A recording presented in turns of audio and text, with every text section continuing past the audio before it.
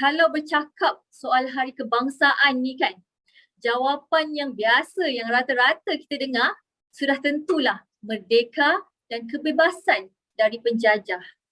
Jawapan yang mudah sebab semua orang tahu pada detik 31 Ogos tu, itulah negara kita telah bebas daripada cengkaman penjajah dan memungkinkan kita membentuk negara bangsa sendiri. Tapi, apa sebenarnya kemerdekaan? Adakah dengan negara bebas dari penjajahan musuh sudah memadai? Atau di mana ia perlu bermula dan perlu diterapkan? Bagi menjawab persoalan ini, jom bersama saya dan dua tetamu istimewa Borak Apa yang kita jemput ke studio bagi membincangkan tentang aspirasi merdeka dan kebebasan dalam konteks anti dadah. Bagi membincangkan bagaimana aspirasi ini dapat dijayakan, kita bersama tetamu istimewa kita hari ini, Puan Zuraidah Ayub, Timbalan Pengarah Puspen Sungai Besi, dan juga kita bawakan tetamu yang dekat je tak jauh pun dari Universiti Kebangsaan Malaysia, Dr. Syarmizi Abdul Rashid, Pensyarah Pendidikan Khas, Fakulti Pendidikan. Dua personaliti yang hebat, seorang pegawai ADK yang memberi perkhidmatan anti dadah dan seorang pula merupakan pensyarah di UKM antara yang terkesan dan diuji apabila ada ahli keluarganya terlibat dengan dadah. Bagi meneruskan segmen ni, mungkin kedua-dua panel boleh berkongsi cerita mengenai pengalaman berkenaan kerjaya masing-masing di mana kita tahu kedua-dua mereka ni melaksanakan kerja yang cukup murni. Macam Puan Zuraidah sendiri menyantuni mereka yang rebah dalam dunia khayalan dadah supaya kembali berfungsi dalam masyarakat. Dan Dr. Syarmizi pula menyantuni anak-anak istimewa agar anak-anak ini terus berdikari dalam mengharungi masa hadapan. Mungkin Puan Zuraidah boleh berkongsi dahulu. Okey, terima kasih Puan Azwa. Saya untuk makluman semua, saya Zuraidah binti Ayub. Bertugas sebagai Timbalan Pengarah Operasi di Puspen Sungai Besi mulai 2019. Yang mana sebelum tu saya pernah bertugas di ADK Pejabat dalam bahagian rawatan dan pemulihan. Juga pada bahagian penguatkuasaan. Dan sebelum tu saya bertugas juga di Puspen Dengil, di ADK Ampang dan juga AADK Daerah Jasin.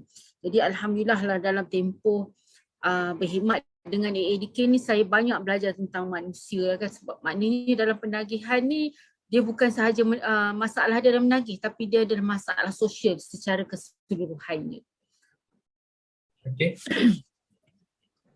Okey, doktor pula macam mana? Assalamualaikum warahmatullahi wabarakatuh. Salam. Sejahtera. Okey, nama saya Syarmizi Muhammad Rashid.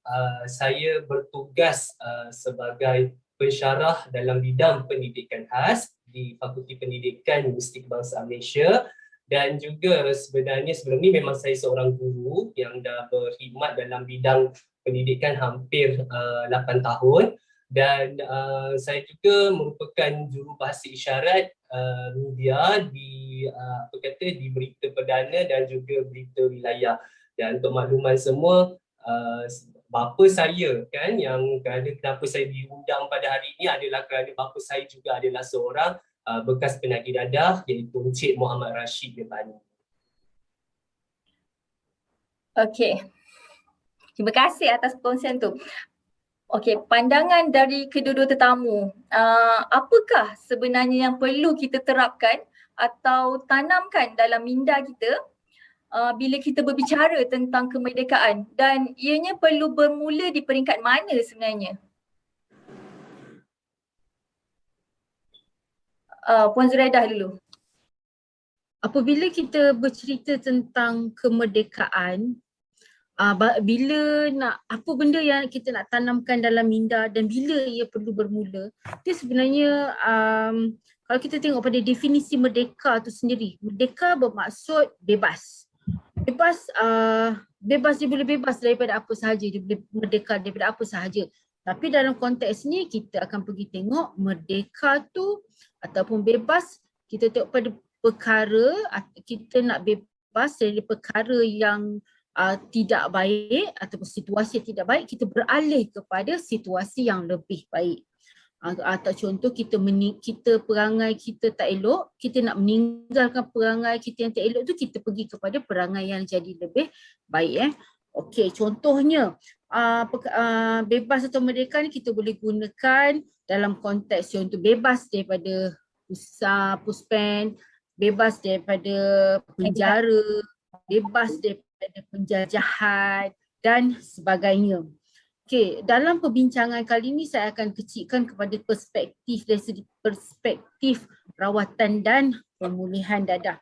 Mana kalau untuk dalam konteks merdeka ni, makna penagih dadah dia nak merdekakan diri dia dari penagihan dadah, maknanya dia keluar daripada kancah penagihannya sendiri.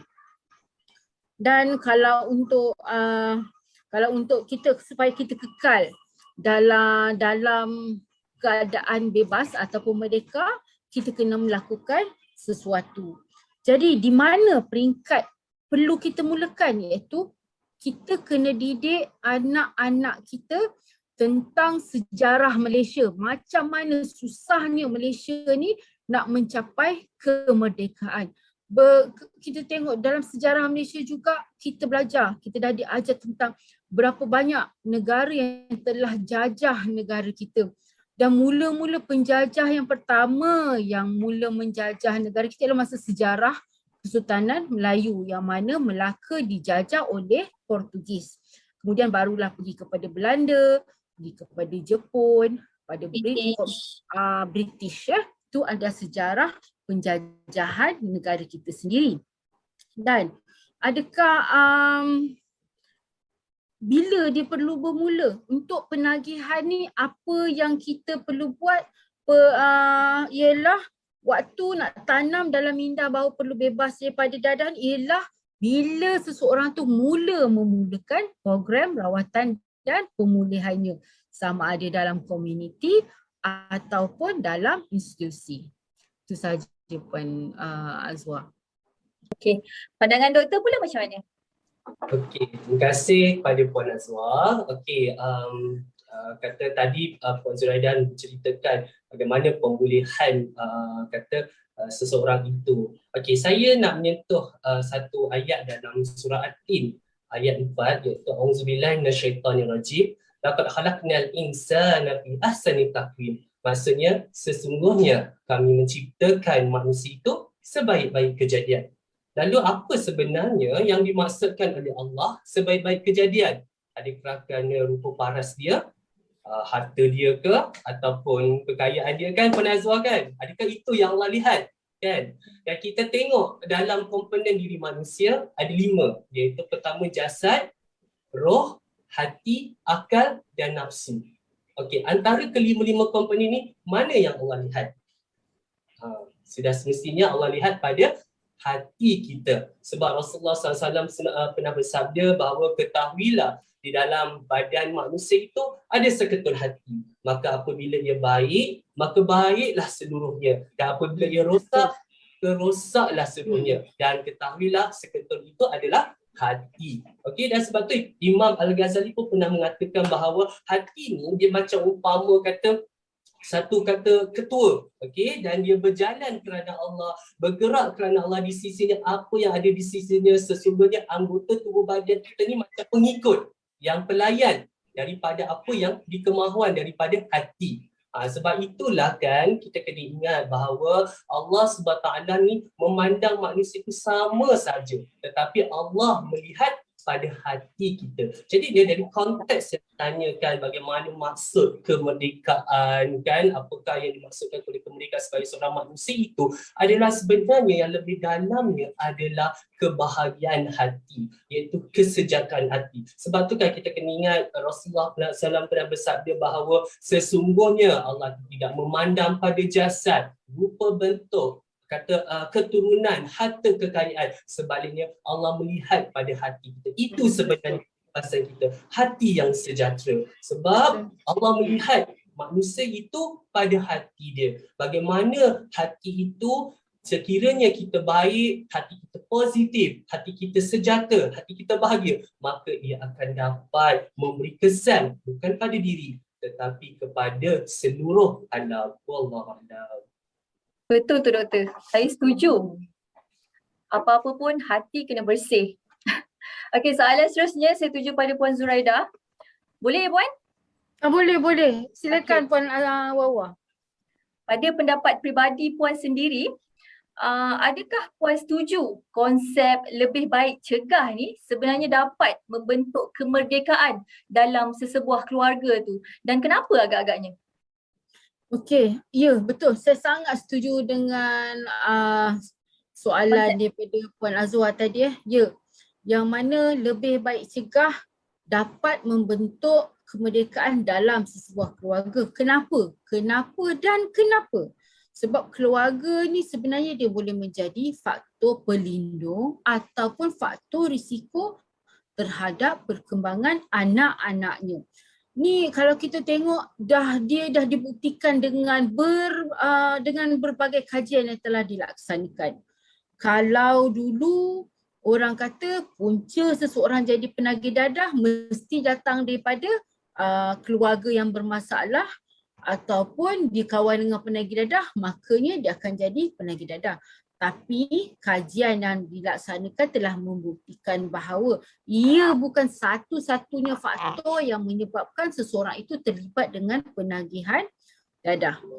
Okey, saya akan kecilkan skop perbincangan ini dalam konteks keluarga sahaja. Berdasarkan kepada pengalaman saya, masih ramai anak-anak bekas penagih yang berjaya dalam hidup mereka dan malah mereka tak ambil sebarang jenis dadah pun. Benda tu pun dah dibuktikan sendiri dengan contoh panel kita hari ini dengan Dr. Syarmiza.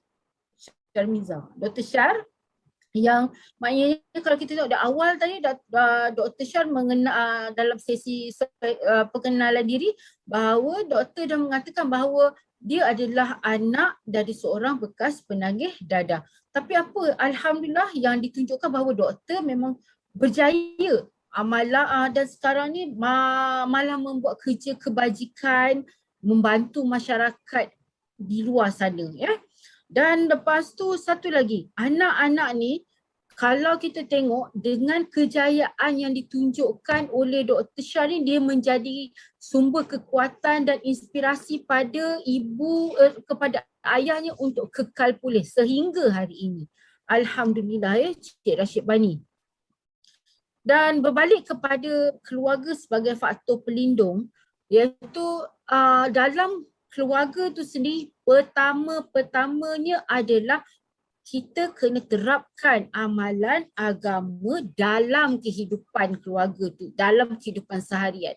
Maknanya kita kena ajar anak-anak kita solat, hormat kepada orang lain, lepas tu berbudi bahasa dan segala nilai-nilai murni lah dalam keluarga tu. Kita kena didik anak tu. Dan yang kedua, dalam keluarga tu sendiri kita perlu menyokong antara satu sama lain. Walaupun ada di kalangan ahli keluarga yang terlibat dengan penagihan ataupun terlibat dengan masalah sosial, masih boleh lagi kita perlu bagi sokongan dia. Sebab dengan sebenarnya keluarga ni umpama backbone kepada seseorang, tulang belakang. Dan yang ketiga, faktor pelindung dalam keluarga tu adalah corak ataupun pola interaksi antara anak dan juga ibu bapa. Kalaulah macam ibu bapa tu memberi hati, memberi telinga dan perasaannya mendengar apa yang diperkatakan oleh anaknya, jadi anak pun akan memberi respon yang positif. Maknanya komunikasi dua hala ada berlaku di situ. Tapi kalaulah si anak ni beria nak bercakap, nak menceritakan sesuatu tapi mak ayah dengan indah tak indah, maka kalau respon yang diterima anaknya, anak akan menjadi kecewa. Dia kata kenapa aku bersemangat nak bercerita tapi mak bapak aku tak nak dengar. Jadi yang bila macam ni dia menjadi risiko pula kepada anak tu bila dah ada rasa rasa kecewa dengan layan yang diterima, dia kata baik aku cari orang lain di luar yang nak mendengar apa yang aku nak cakap. Okey. Dan seterusnya hari ini yang paling penting kita tengok sejak orang kata zaman pandemik ni anak-anak kita tak pergi sekolah. Apa yang berlaku adalah kalau untuk dia meneruskan sesi persekolahannya melalui PD, PR yang mana semua secara online menghadap gadget, PC ataupun telefon ataupun laptop. Jadi bila macam ni untuk tu lagilah macam-macam dia ada ruang dan peluang untuk anak-anak kita akses kepada website yang tidak sepatutnya. Jadi sebagai mak bapak kena buat pemantauan aktiviti apa yang anak kita buat, website mana yang dia pergi, website mana yang dia tengok. Okey, dan sebagainya. Jadi bila hubungan keluarga tu kuat, hubungan kekeluargaan tu kuat, maka secara langsung akan menimbulkan ketahanan dalam diri anak tu sendiri. Okey saja, itu terima kasih. Key point penting tu. Faktor pelindung, faktor berisiko. Okey, doktor, kita tahu antara faktor risiko individu yang terlibat dengan penarikihan ni adalah apabila keluarga itu sendiri terlibat atau tinggal di persekitaran yang berisiko. Betul? Apakah cabaran yang dihadapi oleh doktor sebagai seorang anak bekas penagih dadah dan bagaimana doktor dan keluarga hadapi situasi ini? Silakan doktor. Terima kasih Puan Azwa. Okey, baik. Kalau nak ceritakan cabaran tu memang panjang sangat-sangat dengan kekangan masa kita memang tak cukup. Cuma saya boleh rumuskan, okey, ada 4 fasa sebenarnya dalam tempoh cabaran yang kami sekeluarga hadapi. Okey, fasa pertama atau peringkat pertama ialah waktu ketika ayah saya menagih, kan? Ayah saya mengambil dadah lah waktu ketika itu. Waktu tu saya masih muda lagi, okey, masih kanak-kanak. Sebab tu kalau orang kata pada saya nak tak kembali pada zaman kanak-kanak, saya cakap saya tak nak. Sebab saya tahu keadaan zaman kanak-kanak saya sangat sukar. Sebab kata pepatah macam umpama kais pagi makan pagi, kais petang makan petang. Itu yang pertama, kehidupan keluarga yang susah dengan masyarakat yang kata sosial yang tidak baik. Kemudian emosi saya tidak stabil waktu ketika itu. Bila kita lihat ialah bapa kita macam seorang penagih, mak kita sibuk. Jadi kasih sayang itu kurang. Dan kemudian kita juga mengalami dilema iaitu di mana kanak-kanak yang mengambil tanggungjawab ibu bapa. Di mana waktu dalam usia kecil juga kita bekerja, dalam usia kecil juga kita menguruskan rumah dan sebagainya. Jadi sebab itu kata memang waktu fasa pertama masa bapa saya menagih itu pun itulah cabaran dia. Dia bukan pada bapa saya saja tetapi efek juga kepada keluarga. Itu masa pertama, fasa pertama. Fasa kedua apabila bapa saya masuk ke pusat. Itu peringkat di mana bagaimana pula ketika itu waktu bapa saya masuk pusat, saya dah waktu itu umur 12 tahun, 11 tahun dan dah masuk ke alam remaja. Ketika itu bagaimana pandangan masyarakat pula terhadap kami sekeluarga. Orang tanya, bapa awak kat mana? Kita kadang-kadang menipu. Betul, waktu tu kita sebagai remaja pada itu kita memberontak. Kita rasa apakah keadilan untuk kita sebagai seorang anak? Mana keadilan kita? Mana hak tanggungjawab bapa kita ketika itu? Dan dengan dilema wanita yang dihadapi oleh mak saya sendiri kan, mengalami hutang yang banyak, dia nak kena bekerja siang dan malam. Alhamdulillah, tapi nanti saya akan jelaskan bagaimana proses sesuatu perubahan, bagaimana menghadapi cabaran itu nanti untuk soalan yang seterusnya. Tapi bila kita lihat pada fasa kedua ni, sebenarnya walaupun bapa dah masuk pusat tetapi dia memberi kesan juga kepada keluarga, kepada anak-anak kan, sebab ialah kehidupan tidak sama seperti keluarga yang lain. Sebab manusia semestinya nak keluarga yang bahagia. Tapi kita mendapat ditakdirkan oleh Allah mendapat ayah yang sebegitu dan kita rasa satu benda yang tidak adil bagi kita sebagai seorang anak. Dia memang satu cabaran dengan masyarakat, dengan rakan-rakan dan sebagainya. Itu fasa di mana bapa saya di pusat. Kemudian bila fasa ketiga pula, fasa bapa saya keluar pusat. Itu cabaran juga untuk kami sekeluarga, di mana ada dua haluan yang berlaku. Pertama, haluan di mana bila bapa saya keluar, dia nak mencari rezeki. Okay, dia dah tahu tanggungjawab dia sebagai seorang bapa, dia cari rezeki, kemudian sebab tu kita nampak kekurangan yang ada pada dia. Bila dah ada duit, maka dia akan duit dah banyak, jadi dia kembali balik kepada sikap dia yang lama, iaitu menagih semula. Itu yang haluan yang pertama.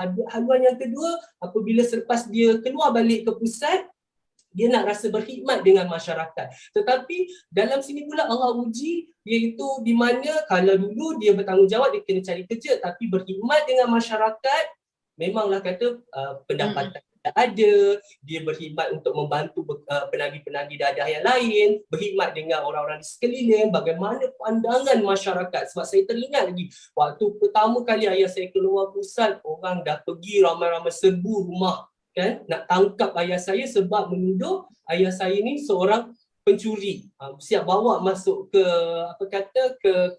ke balai polis. Akhirnya bukan bapa saya. So kat situ nampak tak ada perspektif masyarakat walaupun dia dah keluar di pusat serenti. Itu fasa ketiga. Fasa keempat atau peringkat keempat, di mana peringkat dia berkhidmat dengan masyarakat. Dia cuba nak berkhidmat dengan masyarakat, tetapi perspektif bukan pada masyarakat di luar, tapi kepada keluarga. Seperti saya sendiri, kita ingat waktu proses remaja memang perasaan memberontak, kan? Kita selalu rasa kita selalu menghukum bapa kita, kita kata kenapa abah tak bekerja, kenapa abah sibuk dengan orang lain. Tetapi dia ada cara dia, sebagaimana ayah saya membuat, dia mengubah perspektif saya, dan di situ saya nampak, betapa bagusnya ayah saya, dia berkhidmat dengan masyarakat. Dia bukan saja membantu penagih, tetapi dia bantu juga orang-orang di sekeliling, terlibat dengan pelbagai benda-benda kebajikan yang dilakukan. Tapi sebenarnya walaupun kita nampak benda itu baik, tetapi tetap ada ujiannya, tetap ada cabarannya. Sebab tu kita kena tahu bahawa kita hidup di dunia ni tak mudah, sebab Allah sentiasa memberi ujian dan ujian. Walaupun waktu kita menagih pun Allah bagi ujian, dan waktu semasa kita dalam pemulihan pun Allah bagi ujian, dan selepas dalam pemulihan pun Allah tetap bagi ujian. Ujian itu bukan kepada penagih itu, tetapi ujian kepada keluarga, kepada masyarakat di sekelilingnya. Okey? Agak menyentuh perkongsian doktor tu tadi, nak menghadapi cabaran, stigma masyarakat semua tu. Hati kena cekal doktor. InsyaAllah. Okey Puan Zuraida, berdasarkan pengalaman Puan sendiri dalam menyantuni belia yang sedang menjalani rawatan pemulihan di Puspen, seperti yang kita tahu, kebanyakan punca terlibat dengan pendagihan ni rata-ratanya adalah pengaruh kawan, ingin mencuba. Boleh tak Puan kongsikan persediaan ibu bapa supaya nampak tak jauh ketinggalan untuk memahami remaja ni, belia ni sebagai satu persediaan untuk mereka tidak dijajah oleh musuh? Okey, berbalik dengan soalan pada Pak Azwar tadi kan, sebagai ibu bapa besar tanggungjawab kita untuk mendidik dan membesarkan anak-anak. Sebab itulah dalam agama anak-anak disuruh untuk menghormati ibu bapa. Sebab apa? Sebab tanggungjawab, peranan, amanah yang diberikan oleh Allah Subhanahu Wa Taala kepada ibu bapa ni untuk membesar dan menjaga anak ni memang besar. Saya pasti dan yakin kita sebagai ibu bapa ni nak anak kita membesar dengan sempurna dan berjaya dalam hidup. Itulah harapan ibu bapa. Mana-mana ibu bapa, itulah harapannya kan. Tapi walau macam mana pun, dalam keluarga tu dia ada beberapa kaedah ataupun gaya kepimpinan atau gaya keibubapaan dalam mendidik anak-anak. Dalam untuk hari ini saya akan beritahu 4 je lah yang penting kan, iaitu seperti yang pertama adalah gaya authoritarian.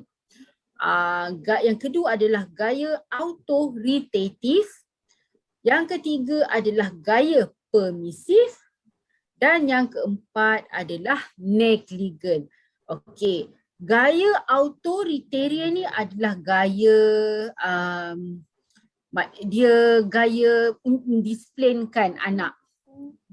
Kalau dalam ni saya akan gunakan sifat haiwan untuk memudahkan kita faham.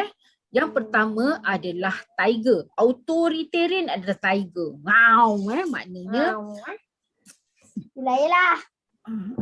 yang mana tiger ni kita tahu sifat dia garang, ganas. Kenapa? Dia tujuannya adalah untuk niatnya adalah untuk mendisiplinkan anak. Tapi dalam kaedah tertentu, waktu tertentu dia tidak berapa sesuai. Dan yang kedua adalah gaya autoritatif, iaitu sifatnya kita samakan dengan sifat ikan dolphin ataupun ikan lumba-lumba. Fleksibel, lembut, penyayang dan peka. Dan yang ketiga adalah gaya permisif, yang mana kita sifatkan seperti kangaroo. Kangaroo kita tengok dia orang kata very protective. Kita tengok dia letak, kangaroo ni dia akan letak anak dia sampai satu peringkat umur dalam poket dia. So mana dia pergi dia akan bawa anak dia kan. Itu adalah gaya kangaroo. Yang ketiga adalah negligent. Negligent ni seperti panda. Sifatnya adalah seperti panda. Walau bagaimanapun, cara yang terbaik dalam mendidik anak-anak ni adalah mengikut sunnah Rasulullah sallallahu alaihi wasallam, yang mana Rasulullah sallallahu alaihi wasallam telah menganjurkan 4 tahap ataupun cara mendidik anak-anak ni mengikut peringkat umur. Untuk yang pertama iaitu umur di antara 0 hingga 6 tahun. Untuk tahap yang pertama ni 0 hingga 6 tahun kita akan layan anak kita seperti raja. Kita akan bagi penuh kasih sayang. Kasih sayang yang tidak berbelah bagi sepenuhnya. Kita memanjakan, mengasihi dan menyayangi mereka. Kalau kita tengok contoh anak kita, baby kita berumur 2 bulan. Agak-agak ada tak kita nak biarkan baby kita 2 bulan ni digigit nyamuk?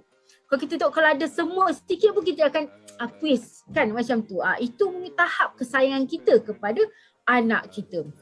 Dan waktu umur ni 0 hingga 6 tahun ni tak boleh rotan. Tak boleh rotan. Walaupun mereka melakukan kesalahan, sekiranya mereka melakukan kesalahan, kita tegur. Kita cakap secara elok, okey yang ni tak elok, tak elok. Kenapa tak elok? Sebab anak-anak sekarang dia suka tanya kenapa dan kenapa kan. Kenapa tak elok? Okey, kita kena terangkan. Dan kesannya apabila kita layan anak kita pada umur 0 hingga 6 tahun seperti raja, kesannya anak-anak ni akan jadi lebih rapat dengan kita. Dia bonding antara anak dengan ibu waktu inilah. Waktu yang pertama untuk kita wujudkan hubungan rapat antara ibu, bapa dan juga anak. Okey. Dan yang kedua adalah peringkat umur di antara 7 hingga 14 tahun. Waktu ni kita akan tanamkan nilai disiplin dan tanggungjawab kepada anak-anak kita. Anak-anak kita ni insya-Allah dia akan membesar. Jadi waktu inilah yang kita kena ajar bahawa disiplin dan tanggungjawab sangat penting dalam kehidupan. Sebab benda ni lah yang dia nak bawa nanti bila dia besar. Okey, dan satu lagi saya nak baca ada satu hadis ni daripada menurut hadis Abu Daud.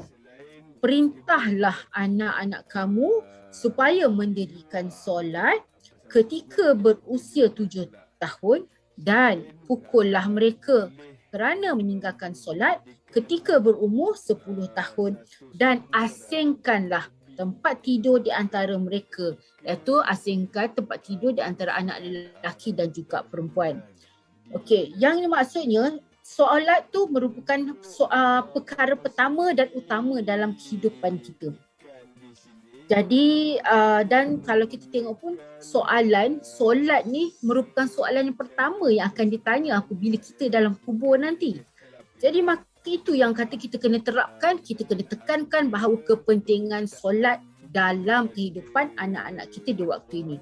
Dengan solat mana kita akan tahu, kita akan orang kata apa, solat ni sebenarnya untuk kita mengajar anak-anak kita supaya mengikut segala perintah Allah Subhanahu Wa Taala dan meninggalkan perintah Allah dan meninggalkan segala larangan Allah Subhanahu Wa Taala. Okey.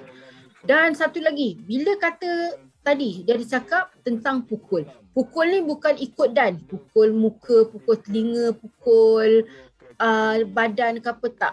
Dalam Islam ada diunjurkan cara pukul yang betul. Maknanya pakai rotan di tapak tangan ataupun di bahagian punggung anak kita. Kenapa? Ada sebab dia kenapa di situ. Dan lepas tu dilarang sama sekali pukul anak di bahagian muka. Sebab muka ni penghormatan kepada seseorang. Ni kalau kita tengok cermin pun, saya belum pernah tengok cermin. Orang tengok cermin dia akan tunjuk tapak tangan. Dia nak tengok tapak tangan daripada cermin. Tak. Biasanya kalau tengok cermin kita akan tengok muka. Oh, lipstick aku merah. Pipi aku blush aku sengit sebelah ke macam tu. Biasa kalau kita tengok cermin kita akan tengok muka je kan. Badan tak apa, tak kisah. Dan lepas tu kesan apabila anak-anak kita dalam peringkat umur ni kita ajar anak kita disiplin dan tanggungjawab, kesannya anak-anak kita akan menjadi lebih bertanggungjawab pada setiap suruhan yang dia segala suruhan Allah Subhanahu Taala dan juga mak bapak punya suruhan lah. Kalau minta apa buat kerja ke apa, insya-Allah mereka akan bantu. Okey. Dan yang ketiga, peringkat umur anak-anak di antara 15 hingga 21 tahun. Waktu ni lah fasa remaja. Kita tahu bila waktu fasa remaja ni, dia punya jiwa kacau. Dia punya emosi, dia punya hormon semua. Waktu ni lah Jadi waktu ni waktu yang kritikal. Cara kita nak layan anak kita tak sesuai dengan kaedah yang pertama tadi, umur yang 0 hingga 6 tahun tu, dengan cara disiplin dan tanggungjawab. Kaedah waktu ni ada yang paling baik adalah kita menjadi kawan kepada anak-anak kita. Jadi waktu ni mereka nak mencari orang yang boleh dengar hati, perasaan yang diorang tengah alami. Contoh macam anak perempuan kita yang baru nak mula-mula period kan, biasa dalam umur 15 tahun ni ada yang baru nak mula period. Kita akan ajar. Ibu sebagai ibu, okey, period ni apa-apa. Dan waktu ini juga kita boleh ajar anak kita tentang pendidikan seks. Perlu kita terapkan juga. Waktu ini kita cuba elakkan daripada menengking, menghedik. Sebab bila dia nak bercakap, lepas tu kita tengking, kita hedik dia, dan automatik dia kata mak bapak aku tak terima aku, so okey tak apa, fine, aku akan pergi cari orang lain yang tak akan marah aku lagi. Jadi apa lagi orang lain, maknanya orang luar lah. Waktu ni lah yang kena jaga. Dan tahap yang keempat adalah ketika anak kita berumur 21 tahun dan ke atas. 21 tahun ke atas ni, waktu ni kita kena bagi kepercayaan kepada anak kita, belajar untuk percaya kepada mereka. Contohnya berbincang, bagi kepercayaan untuk mereka buat keputusan dalam hidup, tentang hidup mereka. Contoh, waktu ni lah kita tengok dia nak berkahwin, ada orang kata persoalan cinta, persoalan untuk menentukan dia nak sambung belajar, pekerjaan dan sebagainya. Okey, yang itu Jadi insya-Allah apabila kita didik anak kita, kita asuh anak kita mengikut tahap tadi, 4 tahap ni, insya-Allah anak-anak kita akan membesar dengan baik dan mereka akan mempunyai ketahanan diri. Dalaman tu yang penting. Luaran ni kata fizikal ni senang je, angkat besi, exercise, dapatlah fizikal cantik. Tapi yang penting adalah dalaman tu. Okey, terima kasih. Sungguh mantap dan padat perkongsian Puan Zuraidah tadi. Walau bagaimanapun bagaimanapun pendidikan tu perlu sesuai dengan peringkat umur anak-anak. Okey, seterusnya Dr. Syamizi, bagaimana doktor membina kekuatan sehinggakan doktor boleh mencapai kejayaan sampai hingga ke tahap ni walaupun doktor mengalami kehidupan yang sukar suatu ketika dahulu dengan cabaran-cabarannya kan? Baik, terima kasih Puan Moderator. Okey, kita berbalik pada awal tadi pertanyaan saya, awal pertanyaan Puan Moderator, iaitu saya terangkan berkaitan dengan untuk seorang manusia itu merdeka, jiwanya, hatinya kena bahagia. Okey, dan kita kena lihat sekiranya hati manusia itu bahagia, maka barulah kita akan melakukan sesuatu usaha. Okey, usaha dengan bersungguh-sungguh. Memang kita dah suka, kita dah bagi, pasti kita akan buat sesuatu benda itu dengan bersungguh-sungguh. Dan kita tidak akan menampakkan pada pencapaian. Sebabnya kalau kita lihat manusia ini selalunya suka melihat pada pada hasil ataupun capaian daripada usaha yang dilakukan. Tetapi kena ingat Allah SWT ada berfirman dalam surah Al-Mulk ayat 2, dialah yang telah menciptakan kematian dan kehidupan untuk menguji siapakah di antara kamu yang paling baik amalannya, dan dia Maha Perkasa dan Maha Pengampun. Maksudnya sini Allah bukan lihat pada pencapaian atau hasil, tetapi Allah melihat pada usaha yang kita lakukan. Usaha itu kenalah usaha yang berterusan, usaha yang kerana Allah Ta'ala. Jadi sebenarnya bagaimana orang kata, oh usaha. Semua orang kata boleh usaha. Kan kita buat usaha ni pun dah usaha. Tapi sebenarnya usaha tu memang niat usaha kerana Allah. Sebab bila usaha kerana Allah, dengan hati yang bahagia, kita akan perlu melalui 4 aspek. Ni saya harap semua dapat ikutilah ni bagaimana mana 4 aspek ini yang di mana seseorang sebenarnya kita nak melakukan usaha kerana Allah dan kita melakukan dengan hati yang bahagia.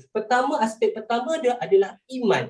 Okey, bagaimana kita dari segi aspek tu kita mengubah persepsi pandangan kita. Iman, okey, aspek iman, persepsi iaitu memandang fitrah bukan amarah. Ini berlaku ya, saya melihat benda-benda ini adalah berlaku daripada kepada ibu saya sendiri, Puan Safia, dan juga arwah wan saya Dina kan. Dia bukanlah cerita benda yang saya kata ni teori, tetapi saya memati mereka, inilah cara yang amalan mereka lakukan. Iaitu aspek pertama iman, iaitu fitrah. Dia memandang ayah dan anak dia lelaki dia satu fitrah, iaitu satu yang memang Allah jadikan itu fitrah suami saya. Jadi peranan saya sebagai seorang isteri, saya melaksanakan tanggungjawab saya sebagai seorang isteri. Fitrah seorang isteri dan fitrah seorang suami. Bukan memandang satu amarah. Okey, oh suami saya tak bertanggungjawab, suami saya tak ni dan tak itu, semua tak ada. Jadi bila dia memandang satu fitrah, maka dia akan bertanggungjawab dengan suami dia. Ini yang ibu saya lakukan. Sebab kalau kita lihat sepanjang kehidupan yang dialami oleh ibu saya bukanlah orang yang katakan perempuan duduk kampung, ceruk-ceruk kan. Tak, perempuan memang seorang perempuan yang dikatakan berpendidikan, seorang perempuan yang kata berkejaya, ada kerja walaupun kerja memang orang kata bergaya lah. Kan, tetapi kenapa dia boleh kekal hubungan dengan bapa saya sampai sekarang. Begitu juga dengan arwah wan saya. Ini kerana sebab dia memandang bapa saya itu adalah suami dia, fitrah dia jaga. Bagaimanapun dia tetap itu adalah, bukan memandang suami dia marah, suami yang aku ni jahat, tidak. Dia pandang satu fitrah. Itu pertama, iman. Yang kedua adalah pandangan. Aspek pandangan kita iaitu kita memandang sesuatu manusia itu adalah satu anugerah, bukan musibah. Persepsi kita kena ubah. Nak membentuk hati yang sejahtera, kita pandang manusia itu. Ini yang katakan bagaimana ibu dan nenek saya selalu mempasakkan dalam hati diri anak-anak dia supaya dia pandang, ingat, wah ibu apa saja pun, ini adalah bapa kamu. Tadi saya katakan fitrah, bapa kamu. Kamu tak boleh bersikap demikian. Kamu tak boleh buruk kamu. Itu fitrah, dia adalah bapa kamu. Tadi iman. Yang kedua dari segi anugerah, mak saya, nenek saya pandang ayah saya itu adalah anugerah. Allah Ta'ala memberi sesuatu adalah satu anugerah, bukan musibah. Sebab itu tuan-tuan dan puan-puan, kita kena ingat hidup ni satu ujian. Allah Ta'ala bagi kita ujian. Yes, sebagai seorang penagih, bapa saya diberi ujian sebegitu. Okey, ujian dia. Tetapi kena ingat juga Allah Ta'ala walaupun jadikan bapa saya seorang penagih, tetapi dia satu ujian juga buat kepada keluarga dan juga pada masyarakat. Bagaimana kita sebagai seorang manusia memandang dia satu anugerah. Oh, anugerah kita sebenarnya bagaimana kita usaha untuk lakukan supaya dia dapat kembali ke pangkal jalan. Itu yang penting, usaha bila kita mengubah pandangan. Tapi kalau kita pandang musibah, itu yang kita usaha-usaha tapi asal tak dapat hasil. Ini yang berlaku pada mak saya. Dia usaha nenek saya, dia usaha kan, lepas tu dia kekal. Tapi kalau bagaimana kalau dia pandang ayah saya itu sebagai musibah, dia usaha juga, tapi akhirnya dia dengar pandangan pengaruh, oh kau bercerailah dengan suami kau, apa masalahnya, bukan dia bagi nafkah. Dia tak pandang itu satu anugerah. Sebab kita kena ingat ya tuan-tuan puan-puan, walaupun seorang penagih dadah kan, macam tuan-tuan pasti yang bekerja di ADK kan, kita kata penagih dadah ni itu ujian dia, tapi bila di akhirat nanti Allah akan tanya. Mungkin Allah akan tanya kita nak masuk syurga. Sebab tu saya kata syurga itu bukan mudah. Syurga itu bukan mudah. Kita nak masuk syurga tiba-tiba ada seorang penagih dadah tarik. Wah, dulu sebab tu saya masih hidup, dia tak pernah bimbing saya, dia tak pernah bawa saya, tak pernah tunjuk ke jalan yang betul. Jadi kenapa dia layak untuk masuk ke syurga? Sebab itu kata setiap apa yang berlaku, jangan rasa oh kita okey, dia tak okey, kita dah selamat. Sebab manusia itu sentiasa ada perasaan pentingkan diri sendiri. Sebab kalau kita mandang bapa kita, suami kita, anak kita satu anugerah, maka kita akan sentiasa bahagia untuk melakukan sesuatu. Sebabnya pokok pangkalnya, kena ingat Allah lihat pada pencapaian. Allah melihat pada usaha, bukan pencapaian. Sebab bila kita melihat pada pencapaian, nanti kita kecewa. Sebab Allah tak tanya, apakah pencapaian awak telah buat untuk suami awak. Allah tak tanya, apa usaha awak buat untuk suami awak. Apa usaha awak buat untuk anak awak. Sebab nanti bila dia katalah bab soal kefahaman. Sebab kita manusia selalu nak buat kerja Allah. Kerja Allah apa? Kerja Allah memberi kefahaman, memberi orang kata hidayah. Tapi kita tak nak buat kerja Rasulullah. Iaitu apa? Menyampai, membimbing dan sebagainya. Itu kita tak nak buat. Jadi bila kita tak nak buat, kita sibuk nak buat kerja Allah, itu akhirnya kita kecewa bila kita tak capai benda tu. Sebab itu kalau kita tengok macam wan saya, Alhamdulillah, dia usaha-usaha sampai hingga ke akhir hayatnya pun dia rasa bahagia tengok perubahan ibunya. Sebab bila kita berusaha, insya-Allah Allah akan mudahkan segala-galanya. Itu kedua, iaitu pandangan. Ketiga, keadilan. Ini selalu manusia selalu sangat dari segi keadilan selalu rasa dirinya betul. Dialah yang macam seumpama kata, dialah yang terpelihara daripada dosa, maksum. Sebab selalu meletakkan hukum, bukan memberi peluang. Kena ubah persepsi hukum tu, tapi ubah kepada persepsi peluang. Yes, dalam Islam memang hukum tu penting untuk mengawal manusia,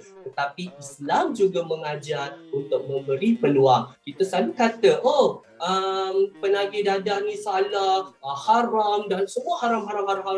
Tetapi sejauh mana usaha kita memberi peluang kepada penagih itu? Bagaimana peluang kita? Sebab itu kan mak saya, nenek saya selalu kata jangan hukum abah, sentiasa beri peluang kepada abah. Ibu saya kagum dengan ibu saya. Waktu ibu saya kan, ini yang saya belajar, saya perhatikan bagaimana ibu saya memandang satu keadilan. Dari segi hukum, kita lihat seorang suami itu, hukum dia wajib memberi nafkah kepada anak bini, kepada keluarga. Tetapi bagaimana persepsi ibu saya, dia menjadikan satu peluang. Dia kata, abang, kalau abang rasa kata dengan kehidupan abang cari rezeki banyak-banyak pun tapi akhirnya abang kecundang, lebih baiklah abang masuk terus berkhidmat dengan masyarakat. Itu lebih baik. Nampak tak? Dia berikan peluang. Dia kalau dari segi hukum memang salah suami tidak memberi nafkah, tetapi dari segi apabila kata hati isteri itu dia berserah. Begitu juga dengan saya. Kan? Mulanya sebagai seorang anak, Kan kita tengok, kita kata hukum, kan kita selalu meletakkan hukum pada bapa kita. Abah tak bertanggungjawab, abah tak bagi nafkah, abah tak buat ni, abah tak buat ni, abah tak beri kasih sayang. Selalu kita kata begitu, kita selalu menuduh. Tetapi saya bagaimana menjadikan peluang apabila saya bersama dengan ayah saya. Masya Allah, bila saya bersama dengan ayah saya ikut, saya cuba nak membuka. Sebab mak saya, nenek saya selalu kata, pandang abah itu, Wa'imah itu, dia tetap abah kamu, dia tetap ayah kamu. Sebab pandangan kita macam mana mak saya dengan ayah saya memandang, kata mengubah aspek iman saya, mengubah persepsi pandang lelaki itu adalah fitrahnya bapa kamu. Itu nampak mak saya ubah. Okay? Mak saya dengan nenek saya ubah. Jadi bila dah pacak dalam diri saya, maka saya cubalah memberi peluang hati saya ni untuk saya tengok apa sebenarnya bapa saya buat. Masya Allah, bila saya tengok bagaimana bapa saya cuba membantu sahabat-sahabat penagih dada, bagaimana bapa saya berkhidmat dengan masyarakat, tolong orang, bantu orang, kebajikan dan sebagainya. Ia akhirnya mendidik saya sebenarnya kita ni sebagai manusia kena memberi manfaat kepada orang lain. Walaupun itu, sebab tu saya kadang-kadang saya kesian juga dengan bapa saya tengok, ya Allah, walaupun dia buat begitu, orang tetap juga kata buat benda yang tak baik dengan dia. Tengok rezeki dia tak adalah sebegitu. Tapi saya percaya, dan apabila sebenarnya kita kena percaya konsep rezeki. Rezeki itu bukan Allah bagi pada diri, tetapi rezeki itu Allah beri juga kepada anak. Dan saya yakin apa yang berlaku pada saya ni bukanlah kerana saya kata, oh saya lah berusaha, saya lah belajar, tidak. Sebab kalau tengok dari segi sosial kehidupan saya, bagaimana pembesaran saya, memang agak satu benda yang mencabar seorang kanak-kanak atau remaja nak menghadapi perkara-perkara ini. Tetapi saya yakin ada beberapa aspek, iaitu doa daripada orang tua saya dan juga daripada bagaimana kata kebaikan, kebajikan ayah saya lakukan kepada masyarakat, dan benda itu berbalik, rezeki itu berbalik kepada diri saya. Saya yakin ini kerana usaha yang bapa saya memang tak balas pada bapa saya, tetapi berbalik kepada anak dia sendiri. Itu yang selalu kita kena ubah, beri peluang. Aspek keadilan, jangan menghukum tetapi mengubah persepsi kepada peluang. Dan yang terakhir iaitu keupayaan. Aspek keupayaan di mana kita melihat pada kekuatan penagih itu, bukan melihat pada kekurangan. Ini yang jadi pada mak saya, arwah wan saya. Dia selalu tidak pernah menceritakan kekurangan ayah saya. Mak saya waktu di pusat cerita, abah baik, abah macam ni, nenek saya pun begitu, positif. Memang kita akan rasa macam tak puas hati, tetapi bagaimana keluarga memberikan kekuatan, bagaimana pula kata dia melihat kekuatan ayah saya. Kalau mak saya tak reda, hati dia tak bahagia, hati dia tak sejahtera untuk dia diizinkan bapa saya berkhidmat dengan masyarakat, maka sebab dia tahu kekuatan ayah saya memang untuk kebajikan, bukan untuk nak sibuk cari kesenangan, kekayaan. Itu bukan, sebab yelah kita tahu kekurangan bapa saya adalah kalau ada duit, mesti dia akan cuba kecundang kan. Itu dululah waktu masa dia kata muda kan. Tapi mak saya kata, oh kekuatan suami saya adalah dia memang minat untuk aktiviti kemasyarakatan. Jadi dia raikan kekuatan, bukan lihat kekurangan. Sebab kan, kalau kita katakan nak tengok kekurangan manusia ni, Masya Allah, terlalu banyak sangat. Tapi kita sebagai manusia tak pernah memandang kekuatan yang ada pada diri. Itu bukan hanya kepada ahli keluarga, tapi benda konsep ini seperti kata aspek iman, pandangan, keadilan, keupayaan ni kita kena terapkan mana-mana saja. Kenapa? Untuk kita mencapai kesejahteraan hati. Kita kena ubah persepsi, iaitu persepsi yang saya ulangkan tadi, fitrah untuk iman, fitrah dan amarah, pandangan, anugerah musibah, keadilan, hukum atau peluang, dan keupayaan, kekuatan dan kekurangan. Ubah persepsi. Sebabnya apa yang kita nak dalam hidup kita, tuan-tuan dan puan-puan, kan? Kita nak hati yang bahagia. Sebab ingat, syurga Allah bukan mudah, dan tempat syurga itu adalah untuk insan-insan yang bahagia. Okey, dalam itulah dikatakan dalam janji Allah dalam surah Al-Fajr ayat 27 hingga 30, wahai jiwa yang tenang. Saya ulang lagi sekali, wahai jiwa yang tenang, jiwa yang bahagia, kembalilah kepada Tuhanmu dengan hati yang puas lagi diredai. Lalu masuklah ke dalam jemaah hamba-hambaku dan masukkanlah ke dalam syurgaku. Maksudnya orang di dalam syurga ini adalah orang yang hati sejahtera, hati yang bahagia. Dan kena ingat juga kita manusia jalankan kerja Rasulullah. Okay, kita ingat dalam surah Ali Imran ayat 110, kuntum khaira ummatin ukhrijat linnas ta'muruna bil ma'ruf wa tanhauna 'anil munkar. Adalah kamu sebaik-baik umat yang diciptakan oleh Allah. Tu Allah kata manusia ni sebaik-baik kejadian. Daripada soal Tin tadi saya dah kata sebaik-baik kejadian supaya kita menyeru manusia ke arah kebaikan. Kita jalan kerja Rasulullah, menyeru ke arah kebaikan dan mencegah daripada kemungkaran. Bukan kita buat kerja Allah iaitu memberi kefahaman, memberi memberi penjelasan dan sebagainya, itu adalah kerja Allah. Tapi kerja kita adalah membimbing manusia supaya kena ingat bahagia tak perlu banyak syarat, tapi memerlukan hati yang sentiasa bersyukur apa yang kita miliki. Wallahu a'lam. Terima kasih Doktor. Pucuk pangkalnya, penerimaan dengan hati terbuka dan positif membantu perubahan seseorang ke arah lebih baik. Betul Doktor? Betul. Okey, seterusnya Puan Zuraida. Masih ada Puan Zuraida? Ada. Okay. Dalam kepulihan satu perjuangan untuk memerdekakan diri itu penting. Betul Puan Zuraida? Betul, sangat betul. So, apakah nasihat yang Puan boleh kongsikan kepada keluarga atau individu yang terlibat dengan Dadah atau mereka yang masih dalam dunia penagihan ni, yang masih takut-takut, was-was lagi untuk menerima rawatan dan pemulihan ni? Okey. Untuk memerdekakan diri ataupun bebas daripada penagihan, tak ada cara lain dengan kita berhenti menagih dan lepas tu kita mengikuti rawatan dan pemulihan. Macam tadi di awal tadi saya dah katakan kita ada dua setting rawatan dan pemulihan, iaitu di dalam institusi dan yang kedua adalah di dalam komuniti. Cuma macam kalau dalam hal ni kalau ada rasa was-was, tolak, sebab was-was tu adalah syaitan. Kita tengok syaitan ni dia suka, bila kita niat nak buat benda yang baik, kita ada niat untuk buat benda baik, syaitan ni akan kacau. Dia kata tak payahlah Zuraida, tak payahlah pergi rawatan dan pemulihan, kau nanti kau rugi, kau akan hilang rasa kesedapan, kau akan hilang rasa syok, kau akan fikir masalah itu. Syaitan dia memang kerja dia mengganggu manusia, itu memang kita tahu kan.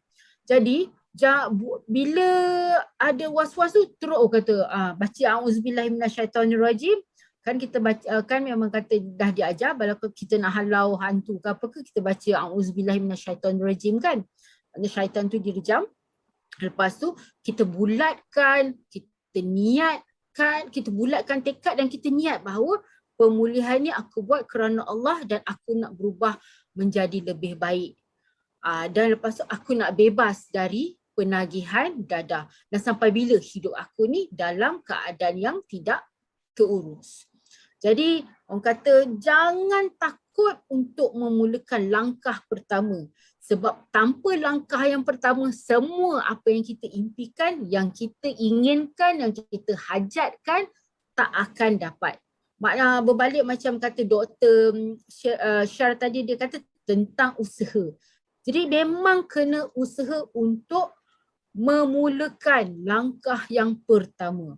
Jadi kalau tuan-tuan dan puan-puan mana ada masalah penagihan di luar sana, berhajat untuk menerima rawatan dan pemulihan secara sukarela, jangan malu dan segan hubungi kami di Puspen Sungai Besi. InsyaAllah kami akan cuba bantu. InsyaAllah kami cuba bantu setakat mana yang kami mampu, insyaAllah. Apa-apa pun, insyaAllah bila kita usaha, Allah percaya Allah akan bersama kita, insyaAllah. Okey, insyaAllah. Ni saya nak tambah satu, saya tertinggal poin tadi. Boleh. InsyaAllah dengan segala disiplin yang kita asah sejak berada di tahap 2 tadi, cukup menjadi benteng buat diri anak-anak kita insya-Allah. Sebagai ibu bapa jangan penat untuk menasihati mereka kerana mengikut kajian nasihat yang diucap sebanyak 200 kali ya tuan-tuan puan-puan, 200 kali terhadap anak-anak mampu membentuk tingkah laku yang baik seperti yang ibu bapa inginkan. Jadi pertuturan, percakapan ni merupakan satu doa. Jadi kita ulang, jangan rasa penat, jangan rasa letih. Aku dah malas dah nak nasihat, aku tak nak dengar. Tak, jangan ada rasa tu. Cakap, cakap, cakap lagi dan lagi. Ya, sebab memang dah dibuktikan oleh kajian bahawa bila kita cakap berulang-ulang kali, insya-Allah apa yang kita harapkan insya-Allah akan ditunaikan, akan dicapai insya-Allah. Terima kasih. Allah. Begitu kata-kata terakhir nasihat daripada Puan Zuraidah. Doktor pula macam mana? Apa nasihat doktor kepada anak-anak muda dekat luar sana untuk terus memerdekakan diri dari ancaman dadah dan pelancongan sosial ni? Okay, tak, saya rasa Puan Zuraidah tadi dah uraikan kan, ubah nasib kan kamu. Cuma saya nak beri nasihat dekat sini bahawa ingat dah, Allah menjadikan sesuatu, Imam macam menjadikan seorang penagih dadah ada di atas muka bumi ini bukan kerana Allah tu sifat dia kejam, bukan kerana kejamnya Allah. Dan sebab Allah ni berkuasa untuk memberi semua, dia boleh jadikan semua manusia itu baik. Okey, tetapi sebenarnya Allah jadikan orang-orang yang bermasalah ini adalah menunjukkan tanda kesempurnaan dia. Okey, kesempurnaan dia tu macam mana? Dia nak memberi kita sebenarnya sebagai manusia yang kita rasa kita ni ikut arah yang kebaikan ni, bagaimana kita membimbing insan-insan yang ada masalah ni. Sebab nanti ke akhirat tu nanti Allah akan tanya kedua-duanya. Jangan kata kita rasa ni kita baik tapi tapi mungkin Allah tanya sebab tu kata saya pulang tadi, mungkin itu ujian dia. Dia jadi penagih macam bapa saya, dia jadi penagih, itu ujian bahagian yang Allah tetapkan dalam hidup dia. Tapi kita ingat, kita jangan menghukum dia, tapi kita tengok apakah usaha yang kita boleh lakukan kebaikan. Itu juga dengan anak-anak muda yang dengar saya. Jangan andai kata anda ada seorang bapa penagih, ibu bapa yang bermasalah, jangan pandang masalah dia, jangan pandang satu musibah, tetapi pandanglah satu kata fitrah dia. Itu wa'imah apapun, ingat dia tu tetap ayah kamu, dia tetap ibu kamu, dia tetap anak kamu, dia tetap suami kamu. Jangan pandang amarah. Bila kita pandang amarah, semua tak akan menjadi. Tapi kalau kita pandang dia fitrah, pandang dia satu anugerah, kita beri dia peluang dan kita tengok pada kekuatan dia, insya-Allah akhirnya nanti kita akan mencapai kebahagiaan dengan orang yang kita santuni tersebut. Okey? Terima kasih. Terima kasih doktor. Dari kami sendiri doktor, tahniah kepada doktor dan keluarga yang sudi berkongsi pengalaman, kisah dan bagaimana doktor dan keluarga hadapi cabaran dan terus menyokong ayah doktor. Saya nak tambah sikit ya. Saya nak kepada DK. Sebenarnya kan bila orang tanya saya bab malu ke tak malu kan, kita kata saya pernah ada baca dalam Facebook saya, malu ke kenapa nak perlu kata anak penagih dadah, anak bekas penagih dadah. Ya, saya tahu setiap orang tu ada pandangan berbeza-beza, tetapi bagi saya sebenarnya saya rasa istilah panggil anak bekas penagih dadah kan, saya rasa bangga sebenarnya dan saya bersyukur sebab apa benda yang berlaku dalam kehidupan saya sepanjang adalah sebenarnya Allah nak tunjukkan kepada manusia.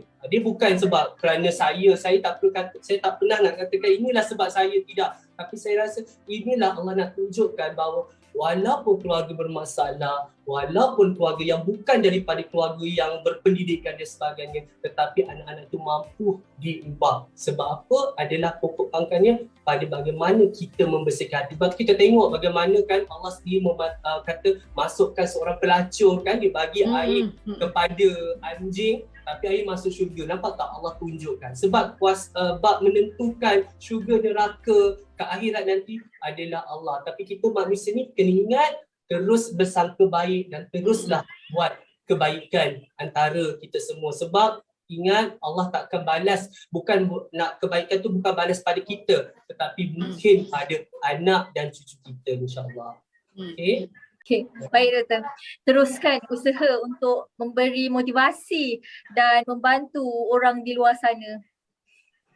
Okay, Puan Zuraida, Doktor, kita dah sampai ke penghujung segmen kita hari ni.